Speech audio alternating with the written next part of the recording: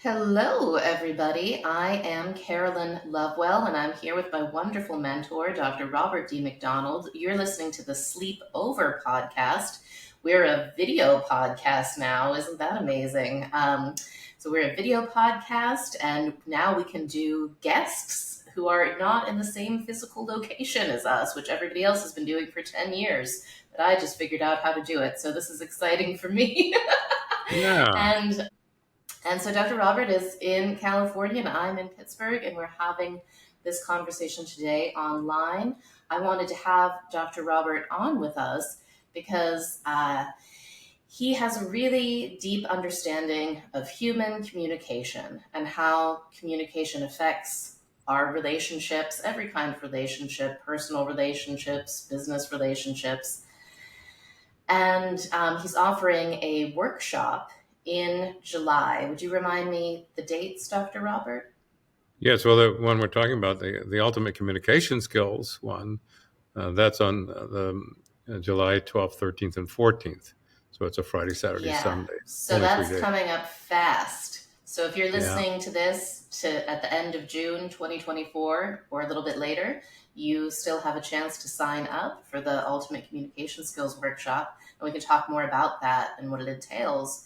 But Dr. Robert, I wanted to get you started telling the folks more about what prompted you to create this deep teaching about how to communicate. Well, it really comes out of my deep need to be understood, and I found I had to be able to understand. So to understand and be understood. And so I spent time finding out what makes it possible to be understood, and more than that, deeper than that, to be able to love and be loved. And so communication skills became extremely important to me. What are the fundamental communication skills? What struggles do people have in communication? And it's really essentially three. The struggles that people have to do with the ability to say yes and mean it, no and mean it, and also to let go, which is to forgive. So, in relationships in which people struggle with forgiveness, there's no possibility of getting to peace of mind, because without forgiveness, peace of mind doesn't occur. Just like without gratitude, joy doesn't occur. So, gratitude is necessary for joy. Peace of mind is necessary. What's required for peace of mind is to forgive. But then we have to find out, well, why should we forgive? I mean, there's a lot of objections to forgiveness. And my motivation was to find out, what did I need to do in order to be a better communicator and to have a wonderful relationship, which I have. I've succeeded in that, and I'm very, very grateful for that every day. And so both my wife and I, we live in this world of communication having to do with ultimate communication skills, which we're teaching in July. So there's a yes, a no, and let go. Yes is noticing what's nourishing and letting that in. So noticing this. Well, this is something I can allow into my system, into my experience, into my feelings. So empathy and compassion are examples of yes. So most people in relationships want to have someone who can be empathic and compassionate. Well, that's a skill. To be able to put myself in the shoes of another person is a skill. What I mean by that is that if the person is always and invariably putting themselves in the shoes of another person, that's not a skill. That's Mm-hmm. actually, that's a serious problem. Major problems happen in all relationships where people are not skillful, so that they get caught in, for example, they pride themselves on their compassion and their empathy, putting themselves in the shoes of another person. But the truth is, they can't get out. They're constantly feeling everybody's feelings, and they're being hit by all these feelings. They can't stop it. Well, that's actually literally not compassion, it's enslavement. Mm-hmm. So freedom comes when the person is able to open the door or close the door. So if I open the door and I allow myself to feel empathy, I can put myself in the shoes of another, and then I can close it and stop it and watch somebody suffer without suffering myself. That is skillfulness, and that is the foundation of emotional freedom and foundation of what's needed in relationships. So on the yes part, yes is letting in what I regard as nourishing and important for me. No is the ability to say no, just to keep people out, to keep that out, which I regard as toxic. And so I need to be able to assert myself, to say, this is what I feel, this is what I want, this is what I think. I want this, I don't want that. Today it's popular to talk about boundaries and borders. And well, it's essentially, do I have the self-esteem and self-worth and the tools to be able to assert, this is what I feel, this is what I want, in the presence of someone who may not like me doing that. In fact, many people don't like hearing the boundary, but it's necessary for me to be strong before I can belong. So people want to belong. Relationships, people want to belong to each other, Carolyn, but the belonging can't happen unless they're strong enough. Be strong always comes before belong. And be strong means, this is what I know what I feel, I know what I want, I know what I think, I know my identity. And then I share it with another person who hopefully has learned how to be empathic, to listen. So the ultimate communication skills are yes, no, let go, or you could call them assertiveness, to assert, this is where I am. Empathy, to put myself in the shoes of another, produce compassion and so on. And then also forgiveness, to let go of the demand that the past be different than it was.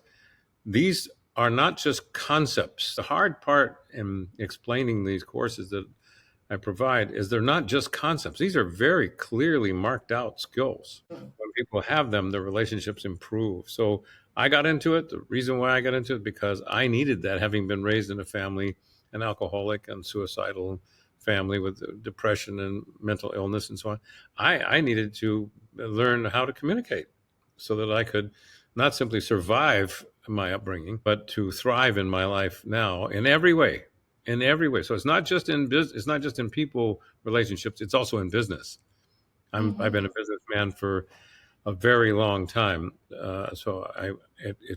order to have effective business, there needs to be this honesty, this authenticity, because without honesty and authenticity, nobody trusts anybody, and we can't go forward without trust. So the communication skills are necessary for relationships and couples and families. It's necessary in businesses and coaching. So when I teach people how to be coaches, this course is one that's, I say to them, look, it's essential. Take this course so that you'll know what you're doing in terms of assertion, empathy, and forgiveness. Yes. So I have not taken this particular course yet, and I'm excited because I'm going to see you in a few weeks in California and be there. Yes. And maybe some listeners who are listening now, they'll also decide to come, and I'll get to hang out with them, and that'll be fun. But I have had, so my husband and two of my best friends have taken this course. So David and our friends, Layla and Rory. And I feel like I've benefited a lot already just from the clarity of their communication and their assertiveness. And I have taken a course on listening with you, dynamic listening and storytelling. And correct me if I'm wrong, but I think there's some version of the listening skills taught in the ultimate communication. Well, so the listening skills that I learned from you are just like, oh my gosh, just out of this world, so far beyond anything. I mean, I cannot even believe that I thought I was a good listener before I learned that, because I was not at all. And I did not really know how to build deep trust and rapport. And sometimes when I think about you, Dr. Robert, and I think about, well, you have many superpowers, but one of the astounding superpowers that I feel so privileged to get to soak up and learn from you is how to really create trust. Because, like you've shared with us, is that, deep change doesn't happen without the presence of real trust. And it is just so interesting to me, because I've seen, I've witnessed time and again, both in watching you work with people and then also in watching in my own work with people, using things that I've learned from you about listening and about creating trust. I've seen with my own eyes just how much vastly more is possible with than otherwise. And it's astounding to me, because a lot of it is stuff that I used to think was only possible with ingesting psychedelics or entheogens, ayahuasca. And I now realize that kind of like super trippy, psychedelic shifting of perspective can happen simply in the presence of deep human trust. That deep human trust is itself an entheogen. And when we have the skills to create it, we can open portals that are just as powerful as any plant medicine. I fully agree. In fact, I've often have said, and it's quite so, that if I could teach the world one skill, if I had the option to teach the entire world one skill, it would be powerful professional level listening skills, because that, you're absolutely right, that produces the possibility of trust, and without trust, no one changes and no one goes toward the better. So it's fundamental. Now, as part of my creation of this course, which is includes some of the listening skills, but it isn't solely that. So it has assertion in it, and also forgiveness. The reason I added that is because when I taught many years ago, when I taught people just to listen, they became excellent at listening, but they didn't know how to separate themselves out. And so some of them became doormats. Like they listen, but they didn't have the skill level. They had the intuition, but not the skill level to assert themselves, to be strong. And so this is what I feel, this is what I want, this is what I think, this is the truth of me. This authenticity being absolutely fundamental for mental, emotional health and for relationship health. So I taught them just listening. Well, it was great, and people loved the course. But the reason for having assertion in this one is to balance. This is for balance. So people don't listen. They also learn how to say that I'm not you. You and I are different. I am I, you're you, you and I are different. And it's necessary for me to respect that. So self-esteem, self-worth, self-love, self-confidence comes out of the ability to assert. And there's also evidence. Assertion is evidence that this is that those qualities are there: self-love, self-esteem, and self-worth, and self-confidence. Yes. Well, people struggle with this all the time. They're afraid to stand up for themselves. So we have to find out, how can I come home to my body, tell the truth, and then be able to switch skills, go from assertion to empathy and back again, and be able to observe also and just watch what's going on. So it's really the assertion, empathy, and forgiveness, or ultimate communication skills training, is a training about skillfulness and very, very effective skills that produce better relationships. So yes, I do. Listening is there, and then the assertion. And then forgiveness allows us to transcend or go beyond the hurts and pains that we've had, and to deal with whether or not it's wise to forgive and forget, or whether or not it's wise to forgive and remember. So these kinds of things are necessary for producing peace of mind. It's a very thorough course. I'm very, very happy with it. And I have done it for years, and people from around the world think of it with great happiness. It improves their relationships all the time. Luzette and I, my wife, Dr. Luzette, and I, we practice this. This is what we do. It helps. We've been married for nearly a quarter of a century, and really feel the results of this deepening transparency and love, because we're safe. And that's what I want people to know, that it comes from skills. It doesn't come from the sky. It comes from learnable skills. Anyone can learn them if we just take the time. And that's what the 3 days are about. It's only 3 days. It's not, it could be a much longer course, but it's only 3 days. And it's very concise and precise, step by step, and we learn skills. And it's a wonderfully loving course with people in it who feel comfortable with each other. So I highly recommend it. And normally, right now, of course, where we are in June, this is the end of that discounted format, because we'd ended the discounted format that before I realized we'd be doing this talk. So it's if you see a flyer on it, or just call me up, there's a significant, like $1,000 discount for people who are calling me up. They can call me or email me at robert@teloscenter.com. You can see my website, and you can read about the course on my website, which is teloscenter.com. Luzette and I own the Telos Healing Center. And so Telos is Telos, Telos Healing Center. Go online, look it up, and then contact me by email.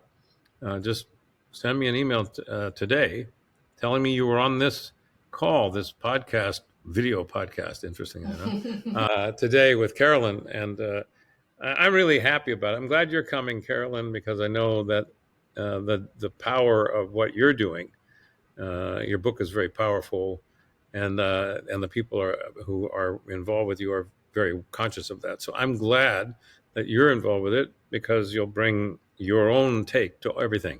And that's I mean, everybody what I do. I'm not special and stuff. I know a lot of skills, and people can take them and make them better, and do better than I do, as long as they do it with honesty. Yeah, well, so Dr. Robert, something that I really like about the Ultimate Communication Skills workshop format, though I haven't taken it yet, but the fact that it is 3 days, and the fact that it is an opportunity for people to learn and practice these skills, and that, a number of the other seminars, workshops that you offer are coach trainings, and they're specifically for people who want to learn to help other people. And Yeah. There is an enormous amount of healing that happens in those workshops too, like healing the wounded heart, which I guess is a whole other ball of wax we could talk about. But those are, big time investments, big money investments, and tailored for people who are professionally using that. But what I like about Ultimate Communication Skills is that it's just 3 days. It's a smaller investment of time. It's a much smaller investment of money. And it's an opportunity for people who have been impacted by, seeing you, our conversations online, and seeing work that you've done on the calls where you demonstrated some of your amazing processes with people, the Down to Earth Miracle calls that we did.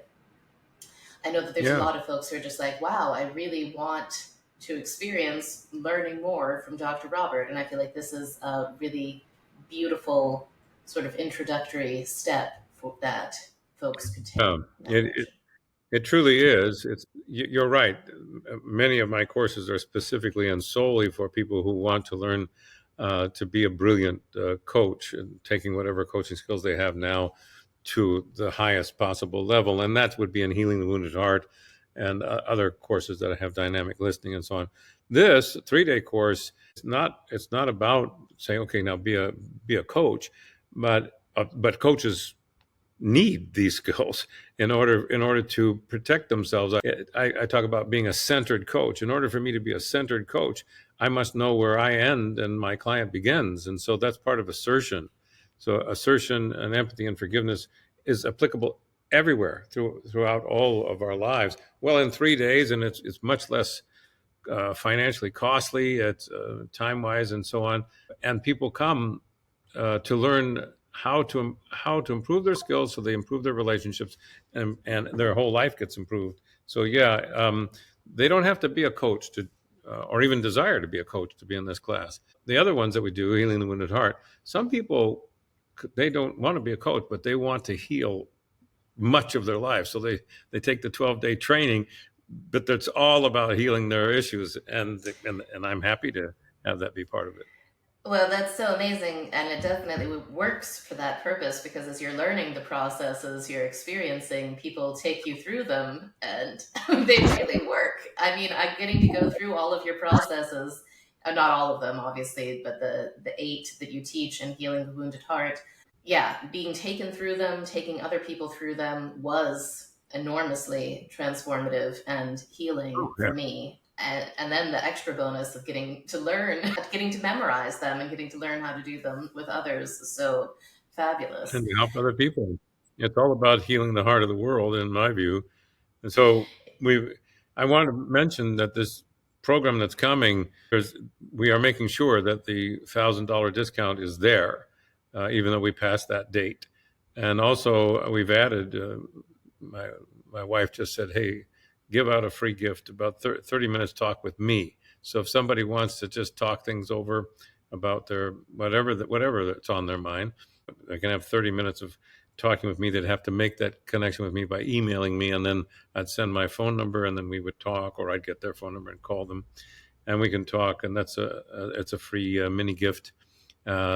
to be provided for people who are serious about learning these particular ultimate communication skills: assertion, empathy, and forgiveness. In addition to that, we have that's on July 12th, 13th, and 14th. July 19th and 11th, 9, 10, 11th, the 3 days before that, we're doing something that's never been, that isn't known in the world, and that is how to resolve transgenerational trauma. I created the transgenerational trauma technique, and I'm presenting 3 days for those people who really either they recognize that they have physical or emotional or mental inherited suffering, and they want to let go of it, that even though it came from their, let's say, their mom, and that came from their grandma, and that came from their great grandma, and it seems like identity over time, even though that's come that way, and even though it's affected people and physically, emotionally, mentally, and spiritually, it can be resolved. And I developed a means by which that occurs. And I teach people how to do it in the transgenerational trauma training. So some people come because they want to add it to their coaching skills. Other people come because they just want to be free of inherited suffering, which I had to do personally because from my father and my grandfather, my great grandfather was all alcoholic. Every male McDonald I ever met in my life was, face in the soup alcoholic. So I had to deal with, well, how do I be free of this inherited suffering? Also, the other struggles of the families. This is about freeing. Again, it's about freedom, skills, becoming away from the imprisonment of our families, family dynamics, and our insufficient skills, communication skills. Yes, there's so much freedom to be had in that. One of the things that I love so much about your work, Dr. Robert, is, there's so many books these days, like The Body Keeps the Score and the Gabor Mate books, and all of these books that are about, like, hey, we're all suffering and miserable because we have this transgenerational trauma. And then you read this whole 500-page book, and it tells you exactly nothing about how to actually get rid of it, how to heal it, how to resolve it. And there's nothing else I've come across that is so effective at actually resolving the pain, creating healing, creating wholeness and beauty, where previously there was just like madness and suffering. It's true. Well, your work. I like that. I like that people are talking about these kinds of suffering. What I notice is exactly what you noticed, is insight about, oh gosh, this is why I am the way I am, or this is what's happened, or this is a definition of transgenerational trauma, or trauma itself, PTSD. Defining it and insight and all that is not changing it. It's just more data about it.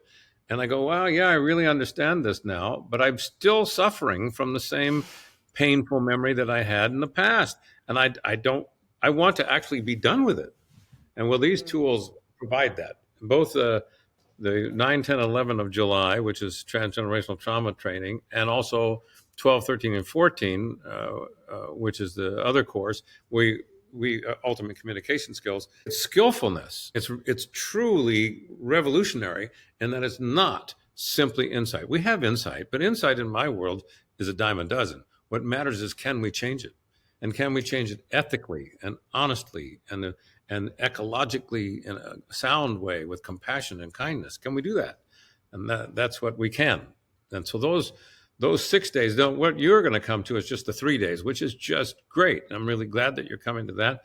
I just want people to know that these other things also exist in July. Mm-hmm. And then, of course, the thing I'm very excited about is that we are working together, because I've been talking with David, to produce the upcoming free program, which has to do with the end of painful memories. That's coming on July 20th.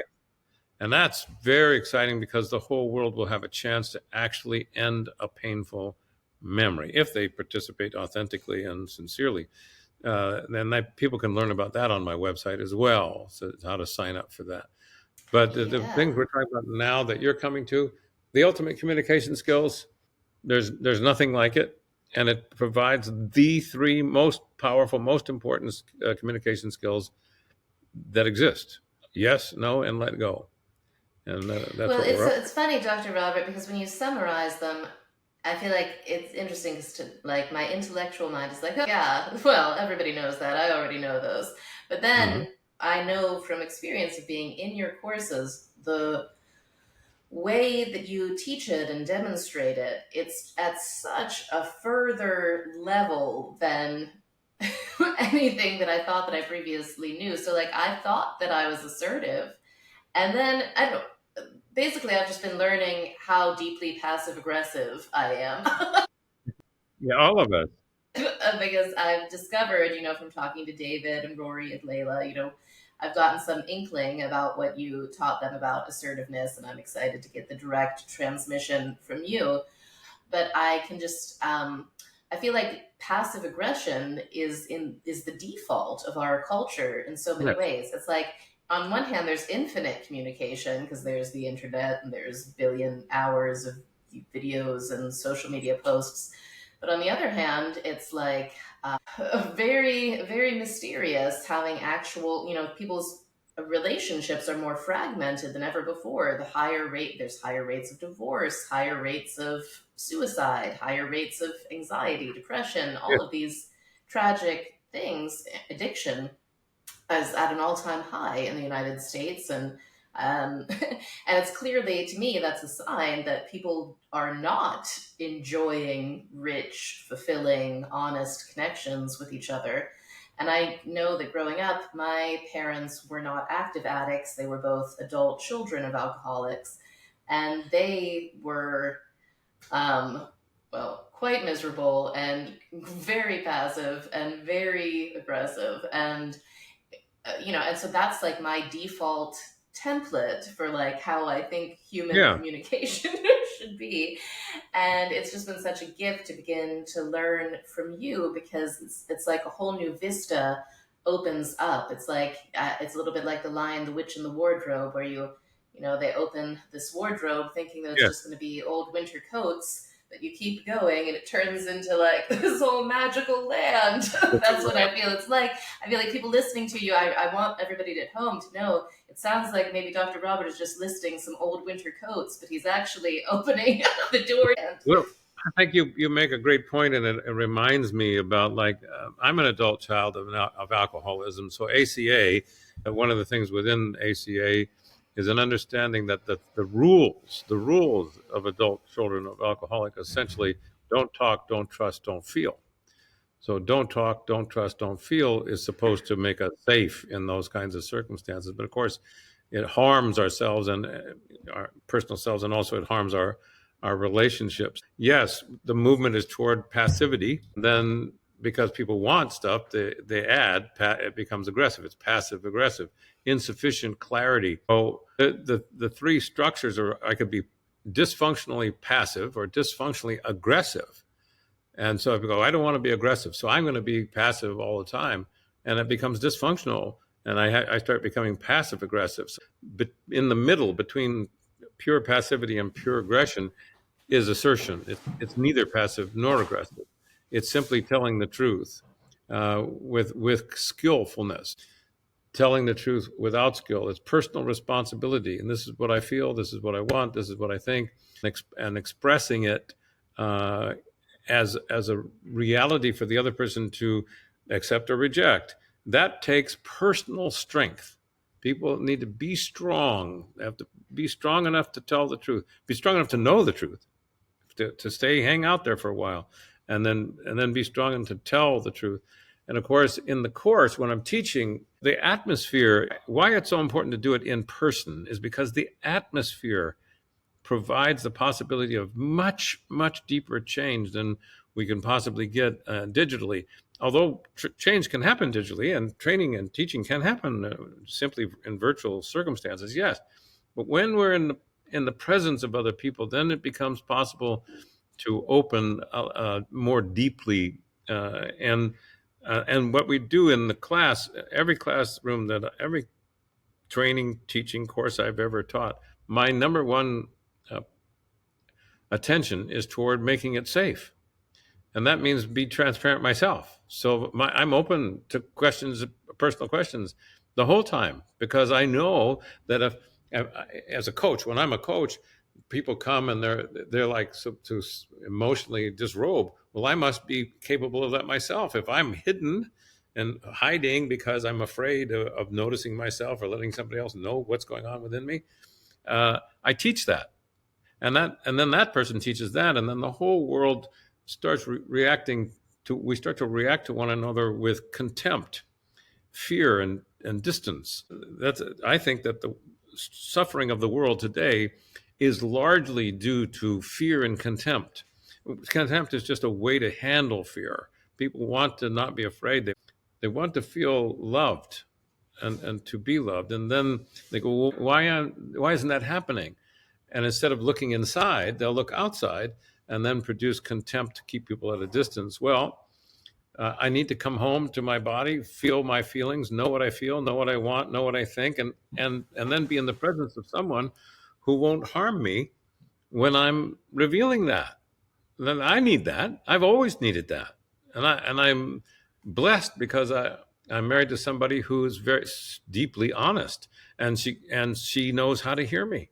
I couldn't go deeper in my life if my wife, if Luzette didn't know how to deeply hear me, I would be years and years ago the way I was earlier. That I could not progress. I need her, and she needs me to go to the different levels. It's not like people have the idea of cosmic independence, but actually nobody can function in a society. We can't have stop signs and somebody makes them. The whole rule, everything has. We're all connected in some way.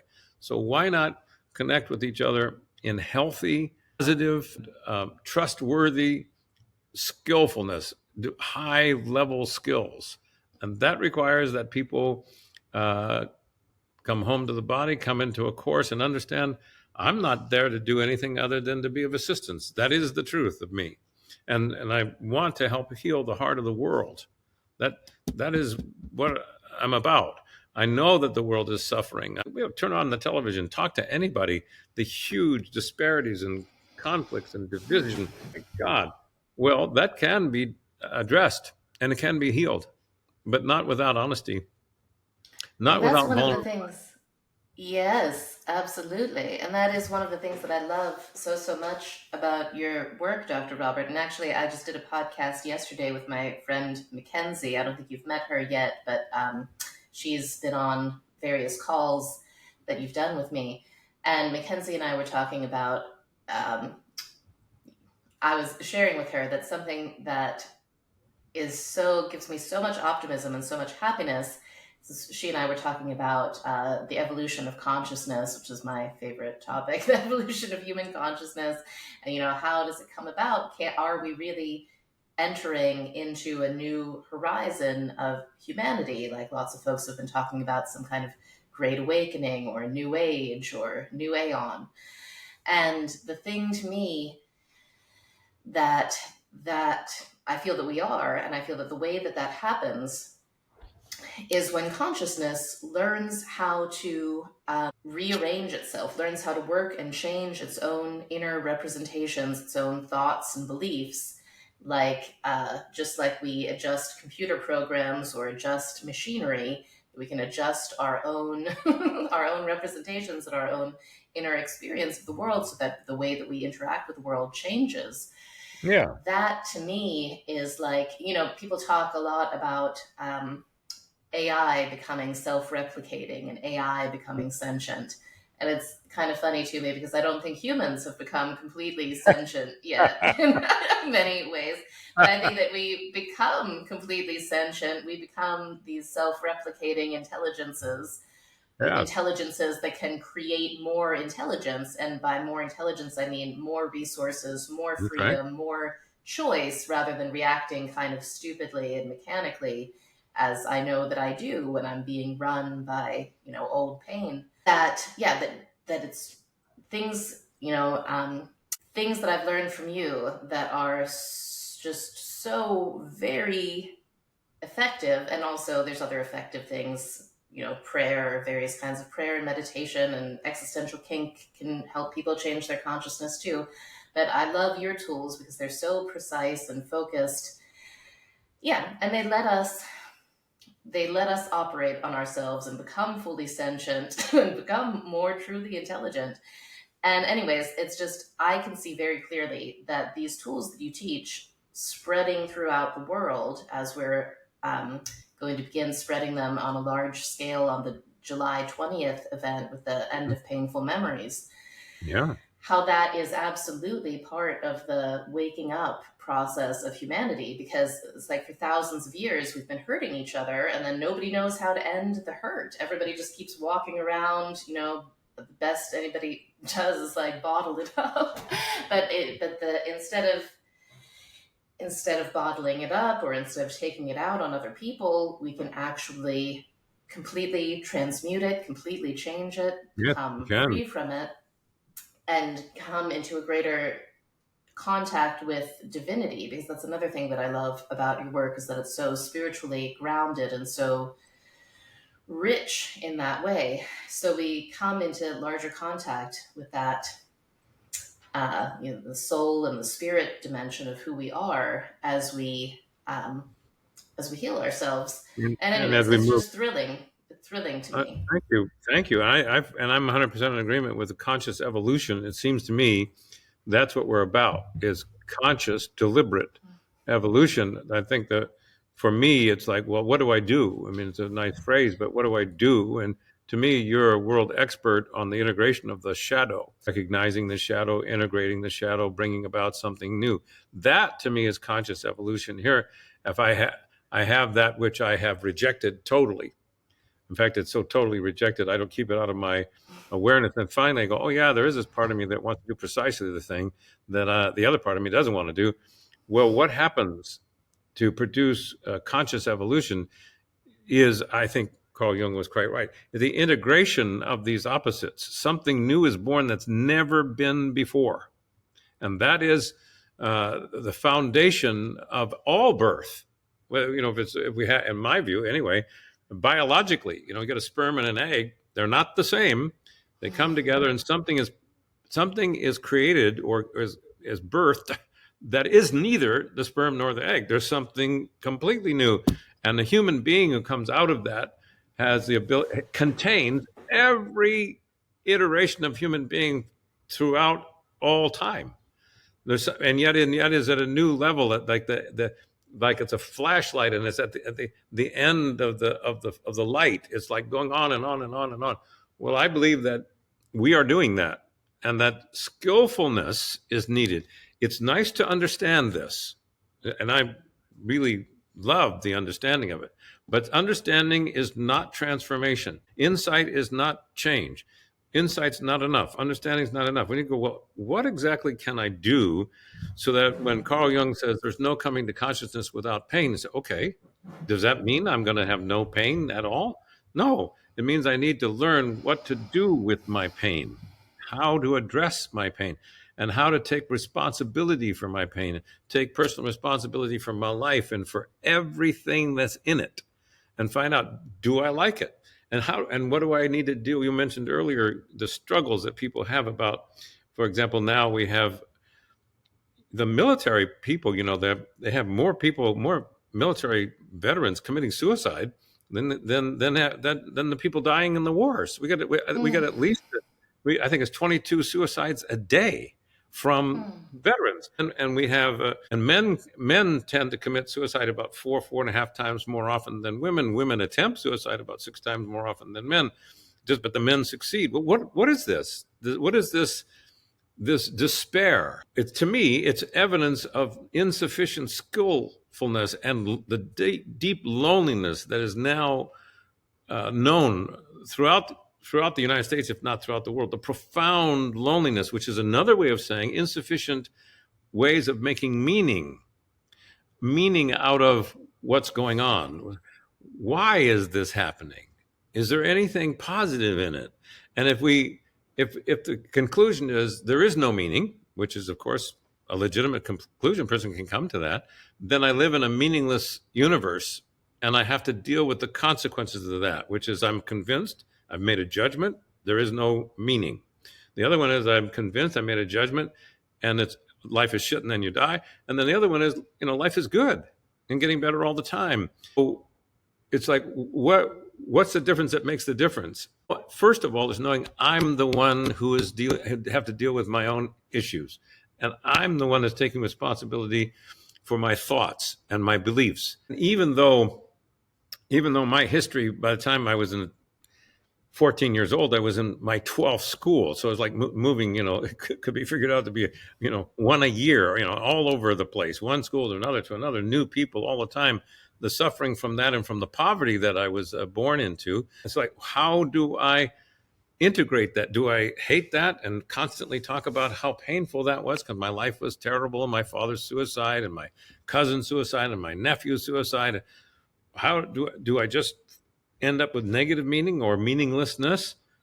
Or is it also possible that I can end up with something really, really good, which is an improvement on my life and on the lives of all with whom I interact? So, like Lizette and I were about healing the wounded heart of the world. Well, that doesn't mean I'm going out there and healing broken people. It means I have to continually pay attention to my own needs of healing and take responsibility for it. So it's heal and be healed. Heal and be healed. It's not just a one-way street.